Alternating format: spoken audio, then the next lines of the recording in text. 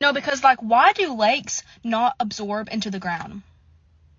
Well, they can, and we'll get into that in a second. But when they don't, it's usually because they're in a basin or an area with impermeable ground. So, ground like really compacted soil or clay or bedrock, things like that. Now, let's first talk about how lakes are even fed, how they get water. Streams, rivers, runoff, direct precipitation. With me so far? Now, how do they lose water? Outflow of rivers, streams, stuff like that.